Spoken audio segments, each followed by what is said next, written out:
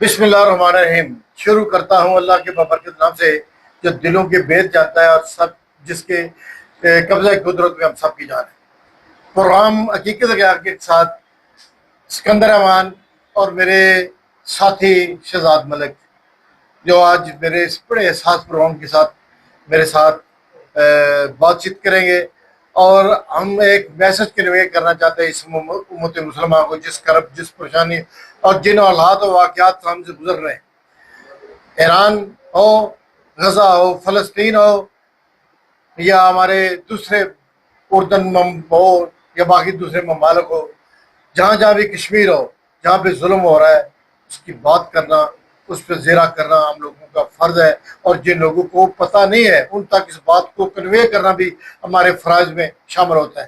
مسلمان وہ ہے جسے اپنی موت پہ کبھی یقین ہے کہ ایک دن آنی ہے، اور ایمان کا تقاضا بھی یہی ہے کہ اگر شہادت ہوگی تو انشاءاللہ اس سے وہ اگلی زندگی بہتر ہوگی. ملک صاحب، آپ جو موجودہ صورتحال ہے، آج جنگ جاری ہے فلسطین کے ساتھ، اور اس کے بعد غزہ کو انہوں نے دبانے کی کوشش کی اسرائیل نے. آج اسرائیل نے پھر جو ہے ایک بہت پرانا جس کا ذکر قرآن میں بھی موجود ہے ایران کے حوالے سے، ٹھیک ہے، اس پہ حملہ کیا. میں سمجھتا ہوں کہ ایران اور پاکستان دنیا سے نہ مٹنے والے ملک ہیں. جو میرے رب نے جس کو یہ کہہ دیا ہے کہ ایران جو ہے اس کا ذکر اگر ہے قرآن میں، اس کا ایک لفظ جو ہے اس کی پاسداری وہ میرا رب کرے گا. ایران کے اوپر جو حملہ ہوا اور اس کے جواب میں اسرائیل کو جو دیکھنا پڑ رہا ہے اس کے بارے میں آپ لوگوں سے بات کریں. جی بہت شکریہ راز صاحب. ادراک کے یعنی توسط سے ہم صرف اتنا ہی ادراک عوام تک پہنچانا چاہیں گے جو ہماری فہم و فراست میں آتا ہے کہ اسرائیل اصل میں ایک سمجھ لیں برگیڈ ہیڈ کوارٹر ہے یا ایک فوجی اڈہ ہے امریکہ کا، اور وہ کوئی ریاست نہیں ہے. اگر ہم پچھلے 30-40 سالوں میں 2-3-4 دہائیوں کا مطالعہ کریں، بغور دیکھیں، تو اس فوجی اڈے سے امت مسلمہ پہ بہت سارے بارود برسا ہے. اس فوجی اڈے نے بہت سارا انسانیت کا خون کیا ہے. اور یہ فوجی اڈا صرف امریکہ ہی استعمال نہیں کرتا بلکہ اس کے پیچھے برطانیہ بھی ہے اور اس کے پیچھے فرانس بھی ہے، اور کئی ملکوں نے، انڈیا نے بھی اس کو استعمال کیا. لیکن مغرب نے اس کو اسلام کے خلاف بہت استعمال کیا. اس فوجی اڈے سے پاکستان کے اندر بھی مداخلت ہوتی رہی. اس فوجی اڈے نے اپنے سارے پڑوسیوں پہ حملہ کیا. اس فوجی اڈے نے سعودی عرب کے اندر بھی انتشار پھیلانے کی کوشش کی، اور اب براہ راست اسرائیل نامی ایک ناؤقست خباثت نے ایران پہ بھی حملہ کر دیا. اگرچہ ان سارے حملوں کے پیچھے راجہ صاحب ہماری اپنی کوتاہیاں، نفرتیں، تفرقے بھی موجود ہیں. ہم لوگ خود بٹے رہے، یعنی اسلامی ممالک بٹے رہے. ایران کے اپنے پڑوسیوں کے ساتھ تعلقات ٹھیک نہیں، پاکستان سمیت کئی ملکوں کے ساتھ اس کے تعلقات ٹھیک نہیں رہے. یہ بھی ایک وجہ بنی کہ ہندوستان کو اس پہ، یعنی کبھی ہندوستان نے بدماشی کی پاکستان پہ اور کبھی اسرائیل نے ایران پہ بدماشی کی. کیوں؟ ان کو پتا تھا امت مسلمہ منتشر ہے.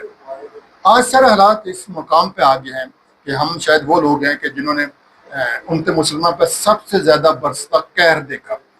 ہم کربلا کا ذکر کرتے ہیں، وہاں پہ بہت بڑی قربانی تھی، لیکن صرف کتنے لوگ شہید ہوئے؟ 72 لوگ شہید ہوئے. وہ بہت بڑے لوگ تھے، عظیم انسان تھے. لیکن ابھی تو شاید 72,000 شہید ہو چکے، صرف فلسطین میں 72,000 سے زیادہ، اور ایران میں شہید ہو رہے ہیں. پاکستان میں 80,000 سے زیادہ لوگ دہشت گردی کا شکار ہوئے.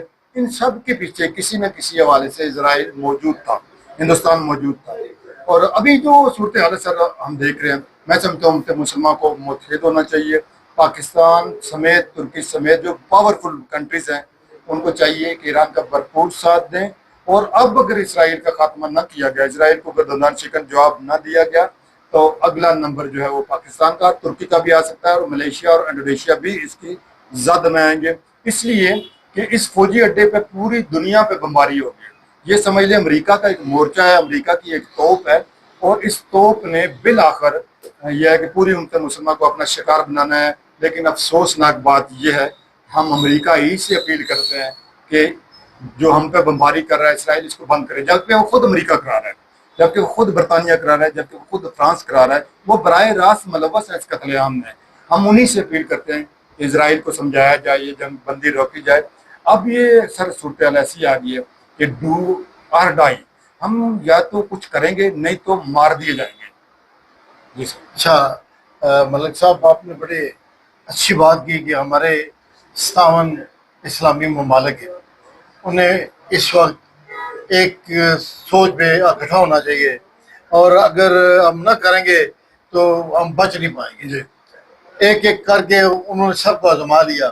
پاکستان کے حوالے سے کل پرسوں جو یہ اسرائیل کے وزیر اعظم نے کہا ہے کہ میرا پہلا ہدف جو ہے وہ ایران ہے اور اس کے بعد پاکستان ہے۔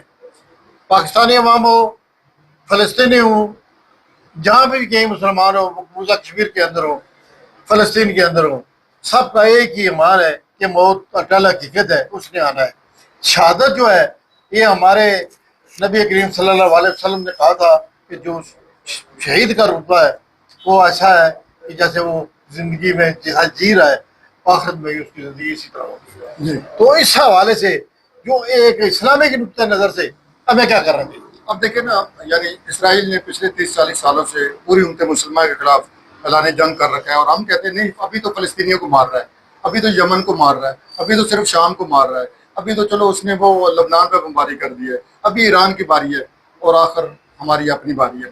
یعنی ہم یہ نہیں دیکھ رہے کہ وہ ڈائریکٹلی یا انڈائریکٹلی ہم سب پہ اس نے چڑھائی کر رکھی ہے۔ چھوٹا سا ملک ہے جس کے پاس کوئی پاور نہیں ہے، صرف امریکی اسلحہ ہے، جس کے پاس نہ تو بڑی فوج ہے، جس کی نہ تو کوئی بہت بڑی آبادی ہے، جس کا نہ کوئی بہت بڑا رقبہ ہے، لیکن پیچھے کیا ہے، 3 سپر پاورز ہیں۔ وہ انہوں نے یہ ایک پلاننگ کر رکھی ہے کہ مشرق وسطیٰ اور پوری امت مسلمہ معاشی طور پر خوشحال نہ ہوں، ان کی معیشت ترقی نہ کرے، یہ جنگوں کا شکار رہیں، یہ بکاری رہیں، یہ اپنے عوام کے لیے خوشحالی پیدا نہ کر سکے، اور یہ امریکہ اور ان کے محتاج رہیں۔ ہم سلام پیش کرتے ہیں پاک فوج کو اور پاکستان کی ایجنسیز کو اور پاکستان کی موجودہ گورنمنٹ کو کہ اس نے نہ صرف ہندوستان کو ناک چکن جواب دیا ہے، بلکہ انہوں نے یہ تہیہ کر لیا ہے کہ ہم اب امریکی جلگار جو ہے، ہم جو اسرائیلی جلگار ہے اس کو مزید آگے نہیں بڑھنے دیں گے۔ ہم ہو سکے تو ایران کے اندر بھی امت مسلمہ کا دفاع کریں گے، اور پاکستان پر اگر کسی نے چڑھائی کی بارے میں سوچا تو پھر اسرائیل کے خاتمے پہ بات ختم ہوگی۔ ناظرین، اس کو لمبا کیا جا سکتا ہے موضوع کو، لیکن تنگی وقت کے پیش نظر جو باتیں ملک صاحب نے بڑے اچھے انداز میں کہیں، میرے خیال میں آپ نے سنی ہوگی اور سمجھنی بھی ہوگی، اور ہمیں کیا انہوں نے چیتونی دی ہے اس کو بھی دیکھنا ہوگا کہ ہم نے آگے کیا کرنا ہے۔ بحثیت مسلمان اور بحثیت پاکستانی کشمیری، ہمارے اندر جو جذبہ ہے اس کو کس طرح ہم نے کرنا ہے، اور ان توتو کو ہم نے کیسے اپنے ایمان سے ختم کرنا ہے۔ اور ایمان ہی جو ہے وہ ایک بڑی طاقت ہے جو اسلام نے ہمیں دی ہوئی ہے، جس پر ہمیں اعتماد ہے، جس پر ہمارا اعتقاد ہے۔ موت جو ہے ایک دن اس نے آنا ہے، کل نفس ذائقۃ الموت، ایک سیدھی سادی بات ہے۔ اگر آپ ہم نہ سمجھیں گے تو پھر کیا ہوگا، تمہاری داستان نہ ہوگی۔ داستانوں میں یہ سمجھنے کی بات ہے۔ اور ہم حقیقت کے ساتھ ملک شہزاد کو اور سکندر امان کو دیجیے اجازت، انشاءاللہ پھر کسی اچھے ٹاپک پہ، اور لوگوں کو ہم بتا رہے ہیں آنے والا وقت، آنے والی چیزیں ہمارے لیے پریشانی کا باعث بنے گی۔ ہمیں مسلمان ہو کر یکجا ہونا پڑے گا۔ ہمیں دیجیے اجازت، اللہ حافظ۔